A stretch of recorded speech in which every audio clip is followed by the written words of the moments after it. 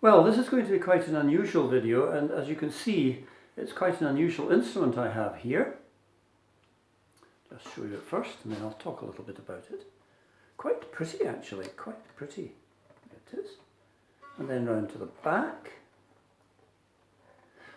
It's Chinese. It's a Chinese copy. Now go back into the middle of the 20th century and Chinese instruments, violins, were very, very poorly regarded in the West because they were very, very poor generally speaking. But things have come on a long, long, long way since, and the Chinese now make nice copies, and some of the individual makers make very good violins indeed. Now, quite a while ago I bought this thing, which is not a violin. It's a Viola d'amore, I think the instrument with the most beautiful name, a Viola d'amore. And it's a precursor of the violin family. And so it was being used many hundred years ago. It was superseded by the violin, which is a more powerful instrument, the modern violin, and has certain advantage over this. But the Viola d'amore is interesting in the sense that it has sympathetic strings. Now, I'm not sure you can see them. Oh, you maybe can.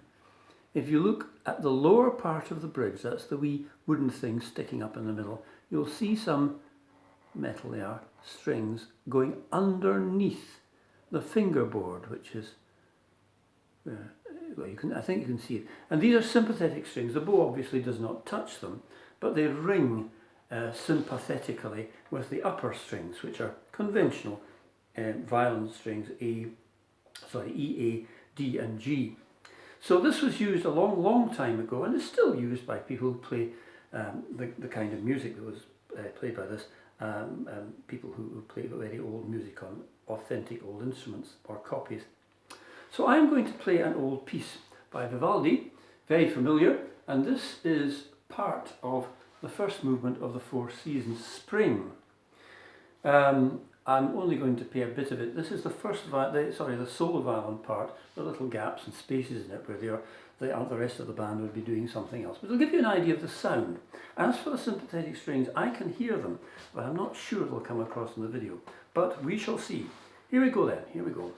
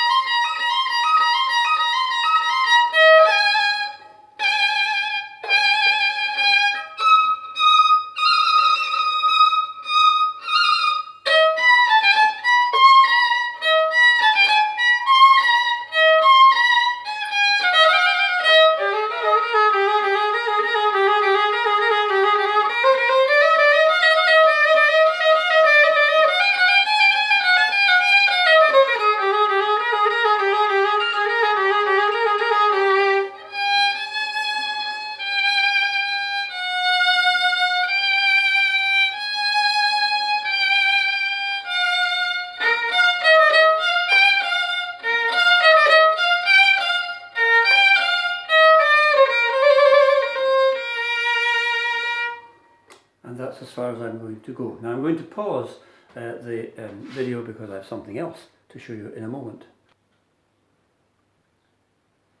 As I said, the modern violin developed really from the viol family, the viola d'amore and so on. And the violin, the violoncello developed from these instruments. Now, in the early days, the design of the violin was not static. It was changed a bit until it reached what is generally agreed is the best modern shape with Stradivari and Guarneri and others. And in Milan, a maker called Carlo Testore, who lived from 1665 to 1716, made violins, some violins, the majority of his violins were actually quite modern looking, in rather peculiar shapes, and here is one. This of course is not by Testore, it would be worth an awful lot of money if it was. This is a Chinese copy, but still, you can see what it looks like. It's a funny shape. The scroll is conventional, but the rest is not really. And there have been others as well. In particular, in the 19th century, a maker called Chanot experimented with violins with guitar-shaped bodies, in other words, with smooth edges, not the sharp edges that you get even on this one. So anyway, I'm going to play something on this Testore copy, and again it's Vivaldi, old music, and it's very familiar. It's the Largo from Winter, and just so you can get an idea of what this sounds like, here we go.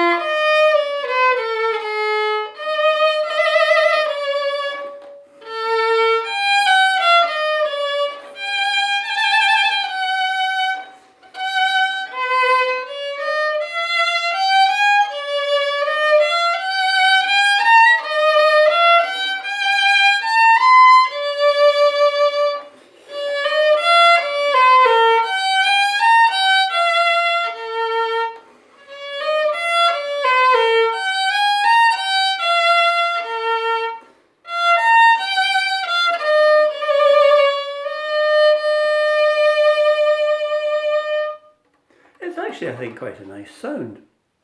Just a modern copy. Oh, I must apologise, I played an E natural in the middle of that when it should have been E flat, and all you Vivaldi buffs and other people too probably noticed.